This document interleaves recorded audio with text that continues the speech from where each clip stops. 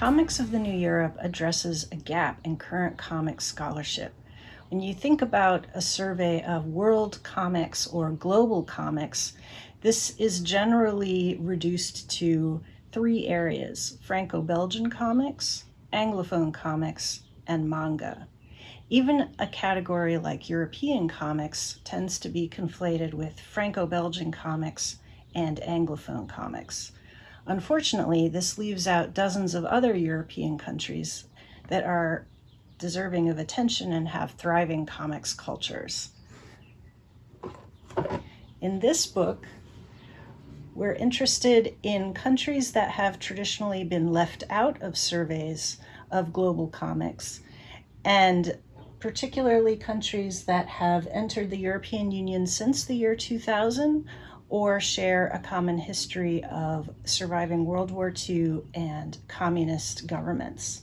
So, for example, we have a section on the former East Germany, one on the Czech Republic and Slovakia. We also cover Hungary, Romania, Poland, Ukraine, and the former Yugoslavia. And all of these countries have very different histories of comics, but what we discovered is that there are a number of transnational connections among them. Some of the themes that come up repeatedly are trauma, nostalgia, autobiography, and gender.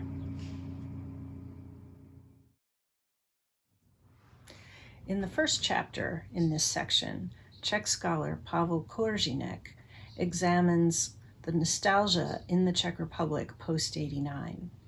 In particular, he analyzes Pavel Čech's works, in which Pavel Čech evokes a kind of nostalgia for a childhood canon of comics and adventure stories from the 1970s and 1980s. In the second chapter, I examine the comics of Vojtěcha Maška, and I look at the way in which he cites avant-garde movements like Surrealism and Dada, and how formally complex his book is. Despite the fact that it has many layers and many different narratives, it's quite witty and engaging. And for the third chapter, Martin Foret looks at the comics of Branko Jelinek, the author of the Oscar Ed series. The Oscar Ed comics are about a very dark kind of psychological mood in which the main character never knows quite what is real and what is not real. And Jelinek uses an aesthetic that is very much influenced by Japanese manga, like Otomo's Akira, for example. So in these three chapters, we look at different approaches to Czech comics and some of the major creators from the so-called Generation Zero, post-2000 in the Czech Republic.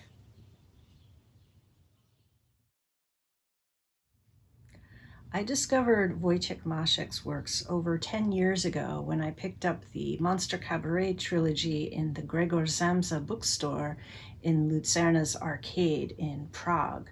And at the time, I didn't realize how apt that was because, of course, the Monster Cabaret series is full of references to Kafka, a kind of theater of the absurd, many layers and references to film, surrealism, Dada, all of these different pieces coming together.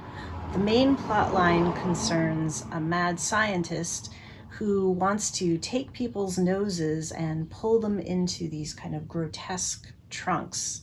This becomes a metaphor for indoctrination. And whether we're talking about his fictional works or his nonfiction works, he seems to be working through and meditating on the themes of monstrosity, identity, insiders, outsiders, spies, and betrayal.